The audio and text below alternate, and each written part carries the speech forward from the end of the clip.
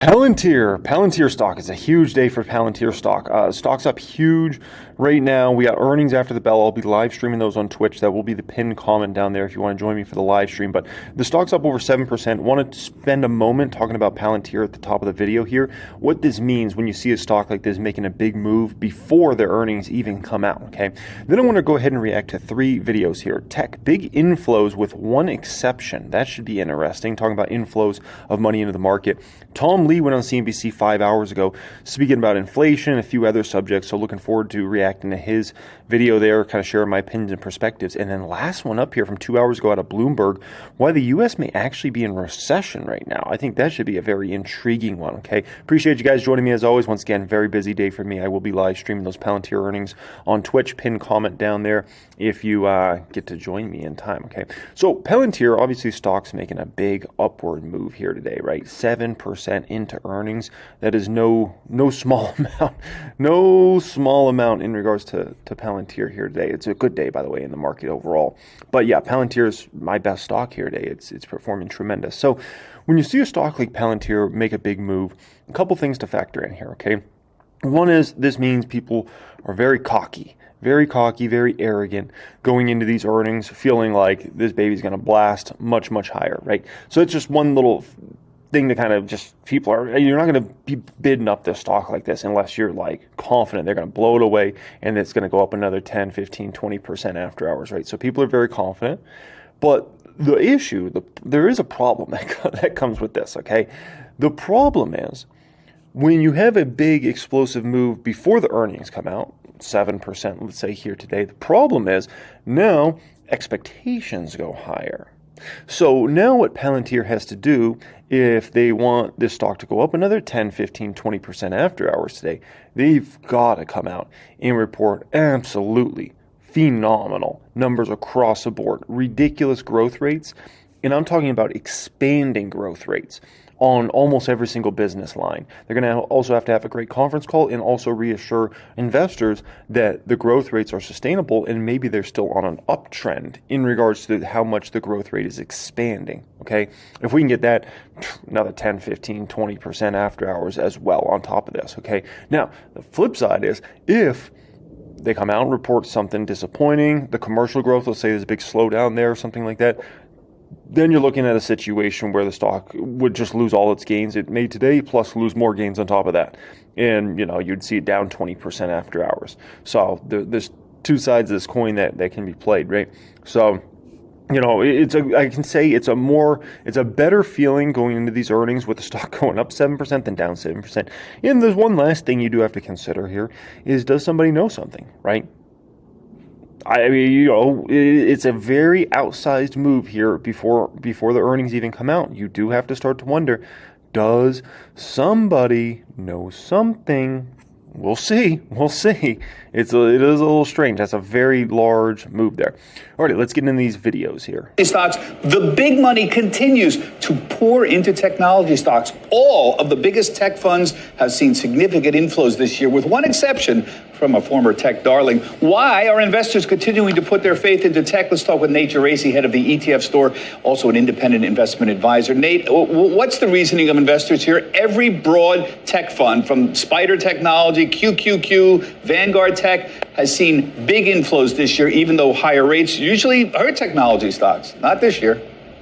Yeah, I think very simply, when interest rates are high and when the prevailing assumption is that they could remain higher for longer, that causes investors to take a much harder look at what they're paying for and what they're getting when buying stocks.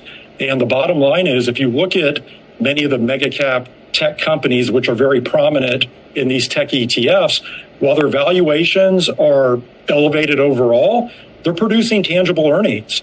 And they have a treasure trove of cash sitting on their balance sheets. And I just think investors feel much more comfortable with those types of companies right now. And that's what we're seeing reflected in ETF flows. It's almost as if big tech ETFs have become a place to hide out because investors know what they're going to get. They're basically viewed as quality plays. It's a country. Yeah, to be fair, it's the most quality of quality. I mean, what are we talking about when we're talking about big tech? We're talking about NVIDIA, the most quality of quality. Meta, the most quality of quality. Google, right? Microsoft, like these companies are the most quality of quality, right? And then, you could even throw an Apple in there, and I understand, it's not very exciting days for Apple, but still, I mean, that's still a obviously great quality company that puts up their numbers, right? So you really go through big tech and you're like, dude, this is the most quality. Now, he mentioned balance sheet. He mentioned huge, I think he said, what did he say, cash troves there. The important thing to understand about that, it's not just about all these companies are loaded with cash, so it makes them like safer business models, right? No. Remember what they were talking about there about rates higher for longer.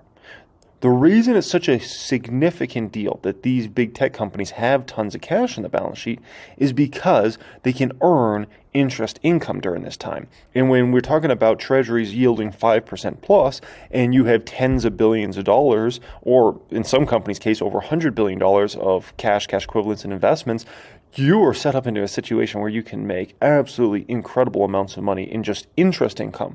Some of these companies are in such a great financial position, they can make hundreds of millions of dollars a quarter, if not $1 billion plus a quarter, in just interest income. We're not talking about they did anything.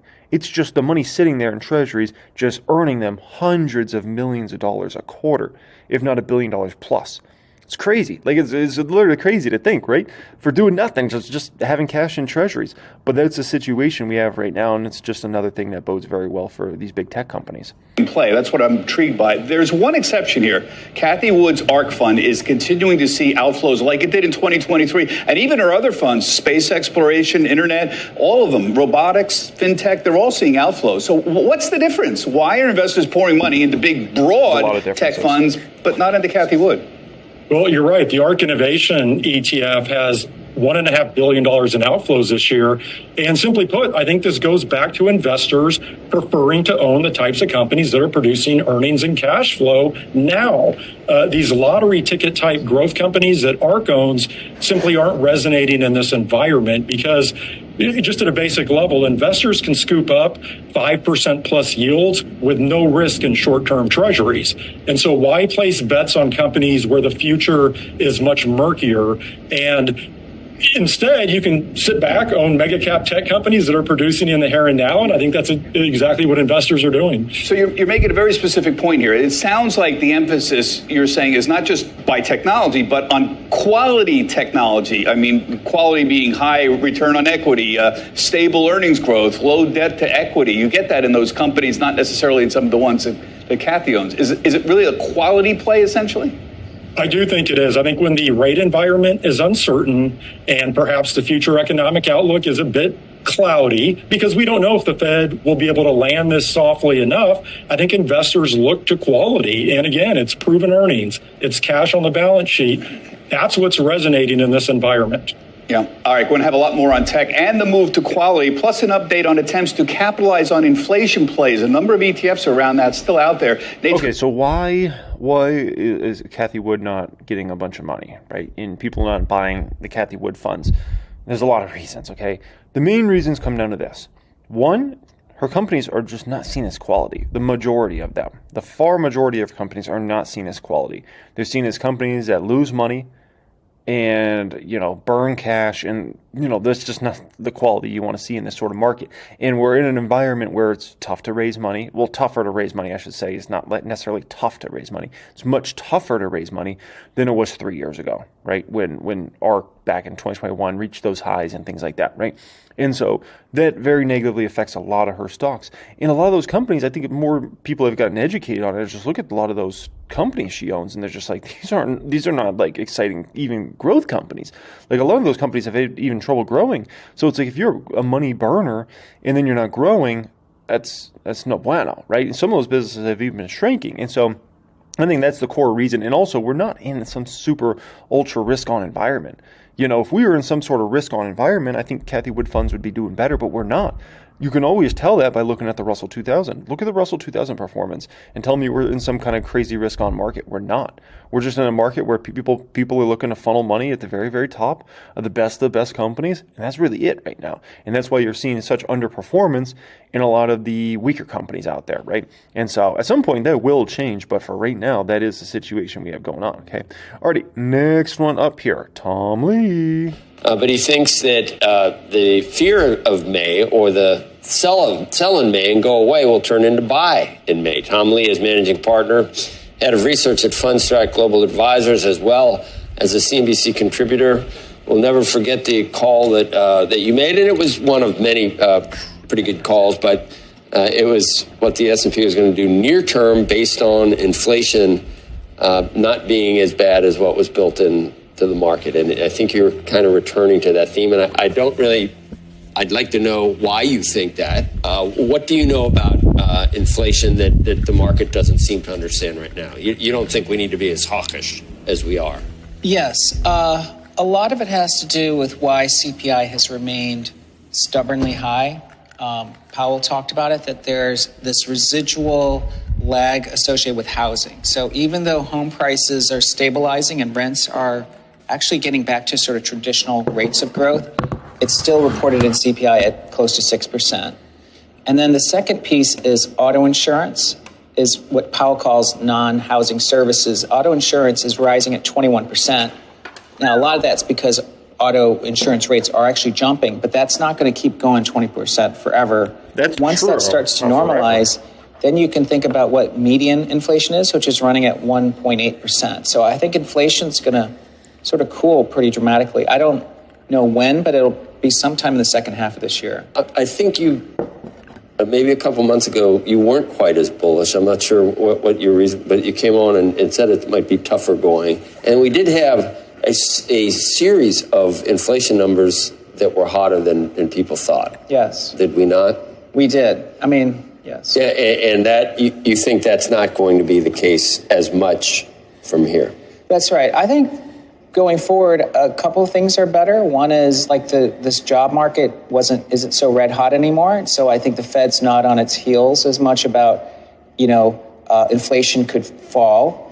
And then I think that the things I mentioned, housing and auto insurance, are going to start to cool. So inflation prints start to look better.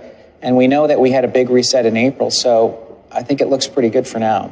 You must agree, I guess, that the Fed right now is in restrictive territory, because I've been amazed at how the default position for Jay Powell has been for weeks and months that we need to cut eventually. He never even, it seems like the idea of hiking has never even crossed his mind, and he took it off the table again. This is too much. Fear of May to become buy in May. That's funny. Listen, why did Jay Powell take hikes off the table, right? Here's the deal.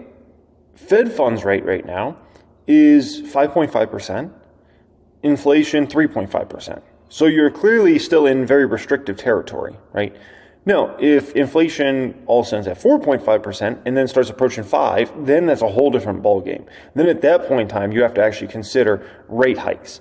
But the bottom line is you cannot consider rate hikes if you got a 200 basis point difference between a CPI number and a Fed funds rate, especially when Fed funds rates already been kind of elevated for quite some time. That's the bottom line with that. So, when you had CPI at 6, 7, 8, 9, and you had Fed funds rate at 0, 1, 2, the Fed had to raise, and to get those, to obviously get CPI further down. And so they did that. And obviously we've seen what's happened with inflation. So, always keep in mind Fed funds rate versus CPI. Last week. Ideally, in a perfect world, Fed funds rate would be 2% and inflation rate would be 2%. In a perfect world. It doesn't always work out like that. Sometimes, the Fed funds rate's higher. A lot of times it's way lower. But in a perfect world, Fed funds rate 2%, inflation 2%. Basically. But it's weird to me, with the economy as strong as it was and inflation as sticky as it was, I don't know why that was his default position. I don't know why he just wasn't more asymmetric or symmetric. I don't know why he just didn't say the risks were symmetric both ways. He seems so sure. He's jonesing to cut rates. He really wants to, and the market believes him. And every time he says it, the market rallies and gets ahead of itself. Yes. I mean, my sort of guess is I don't think the Fed's that comfortable with long-term rates at these levels. It is quite high, and as you know, it's putting a lot of pressure on regional banking. it's really hurting their balance sheet. The cost of money is quite high, especially relative to the rest of the world. And you think we are restrictive? Yeah, I think it's quite restrictive, yeah. You do. And you notice whenever we return to, okay, we're still doing cuts, and then Bitcoin. That question really frustrates me. Because I hear this talked about a lot. You think we're restrictive? It's not an opinion. It's a fact. If the Fed funds rate is 200 basis points higher than the CPI, you are restrictive. If the CPI is 200 basis points above where Fed funds rate, you are not restrictive. Those aren't like debatable things. Those are facts. I hate when people try to take a fact and try to make it debatable. Facts are not debatable. That's all it takes, right? The minute it looks like the printing presses are going back on, it goes. So you're still bullish. It's back to, I don't know, it was 50. I think it was at 57. It's back to 65 before you could blink. That's right. I mean, Bitcoin's still, we think, early in an upcycle. So the idea that it could get to like 150,000 this year is still, within our base case. And 150,000 in 2024. Risk. Yeah. Your base case. Okay. All right, go on. Go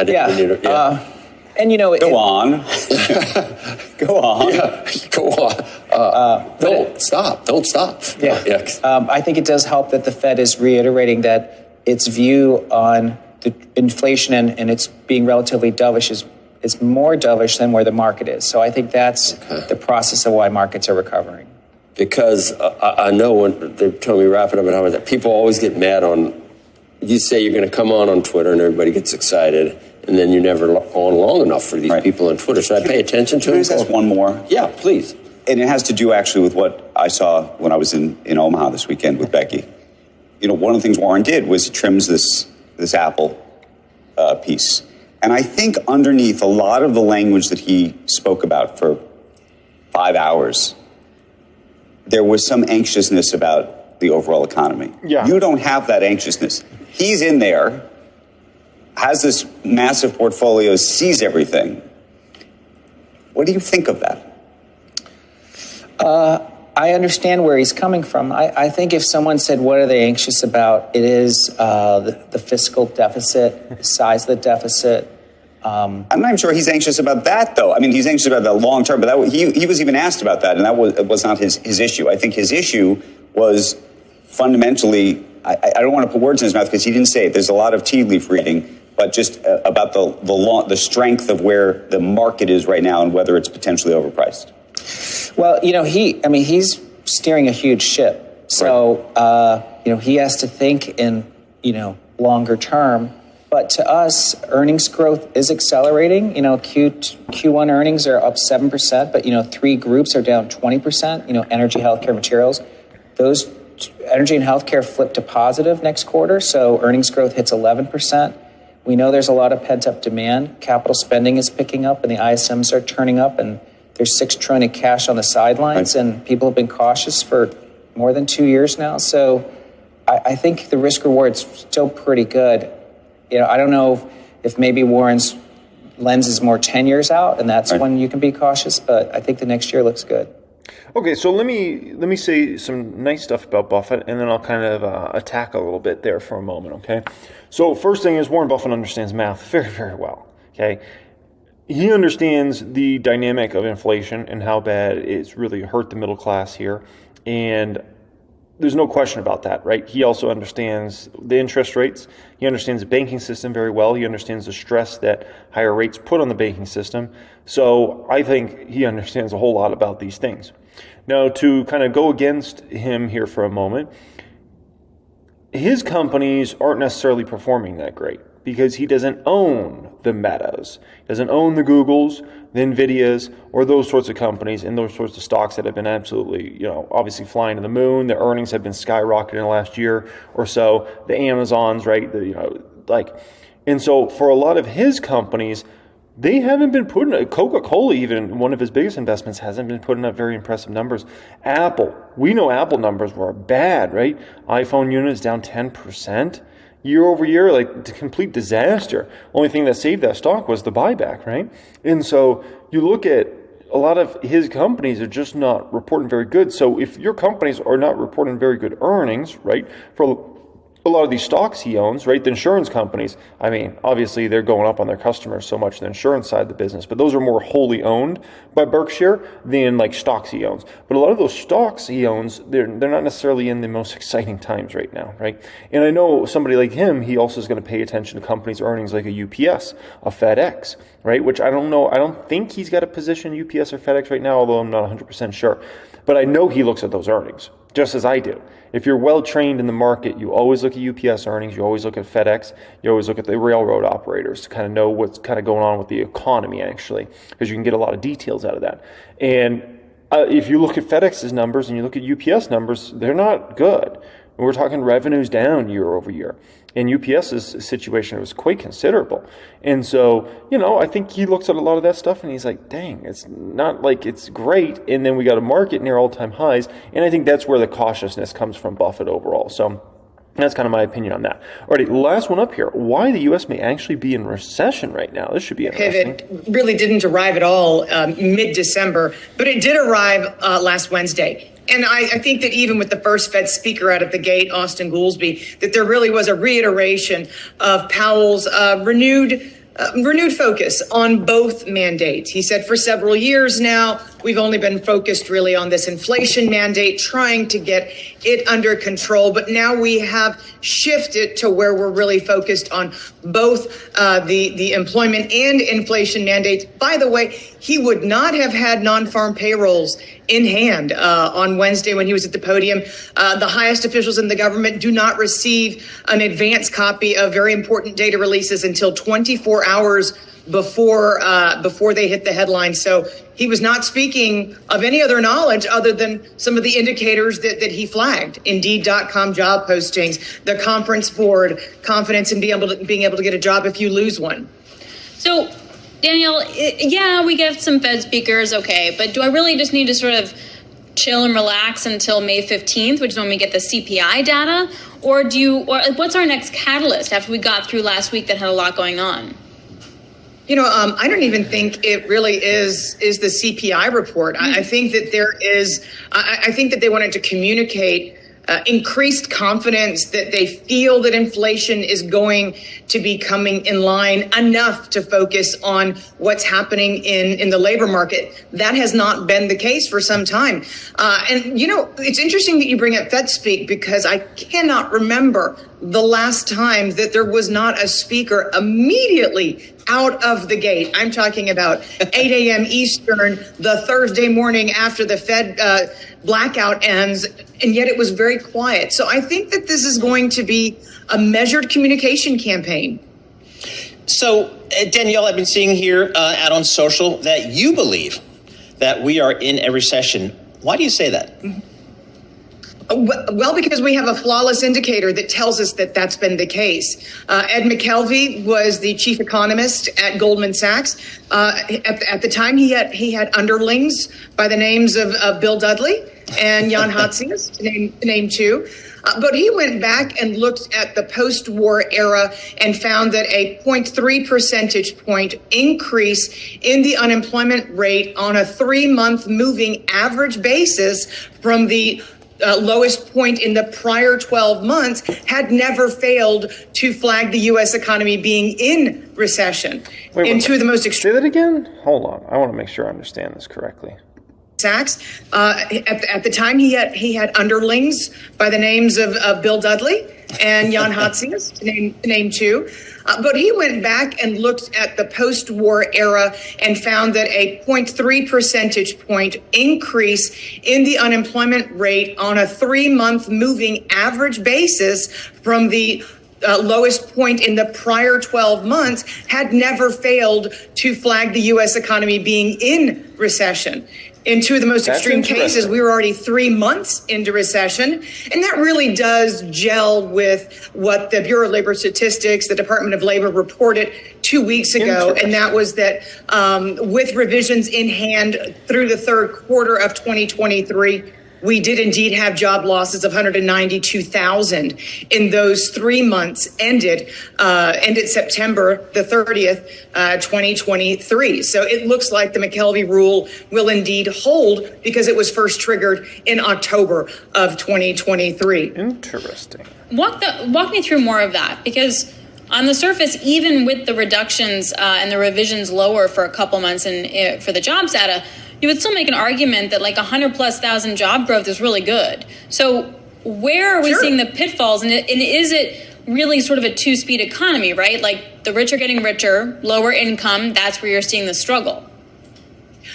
You could. It's just we've only got revisions through September the 30th. And we know that momentum has turned to the downside because of what corporate America has told us. My goodness, there's already been 22,000 job loss announcements in the month of May, and it's still a fairly young month. So on a seasonal level, we're seeing a major pickup. Macro Edge, follow them on Twitter if you don't. They do a bang-up job of tracking public job cut announcements. There were 115,000 in the month of April, which was seasonally higher than that of January. And again, we're about 22,000 with just a hop, skip, and a jump 4 days into May of data. So we're definitely seeing an acceleration of job cut announcements. Unlike 2023, though, we're not looking at 6 to 9 months of severance packages out of Silicon Valley. These are going to be closer to 60 to 90 days of severance that's going to be offered as these warn notices are triggered and state laws require that you give your employees 60 to 90 days. I know somebody that's hiring. So, you know, I live in Vegas, right? And we got a lot of those places here where young women dance around. Let's just put it that way, right? And so there's one of those places, and they got a big billboard that's kind of off the side of the highway, right? And everybody can clearly see it. And this was like a week or two ago, and the billboard said, "A hot 18-year-olds want it, now hiring." I'm just like, oh my gosh. It's such a Vegas thing. But anyways, in terms of are we in recession? I mean, you get a lot. I think you're in that moment where you get a lot of conflicting data. Like one moment you're like, look at some of these companies' earnings. You're like, you know, the Apples and the Nikes and some of these companies, like maybe, like, you know, even UPS, FedEx. You look at some of these companies' earnings, like, dang, it kind of seems recessionary. Like anytime these sorts of companies have revenue down, Tesla, right? It's like that's kind of recessionary, but you don't have enough confirmed yet to really say yes for sure, right? And so that's the hard moment we're in right now, and I think that's why the Fed's also having trouble, because they're trying to figure out, like, are we actually, are we not? And you get all this conflicting data back and forth. So it could become much more apparent we're either are or not probably in the next 6 months. I'll say that. Okay. All right, guys. Appreciate you joining me. Busy day for me. I'm about to go jump on Twitch for the Palantir earnings and everything and all that action that's about to happen there. Much love and have a great day. Pin comment.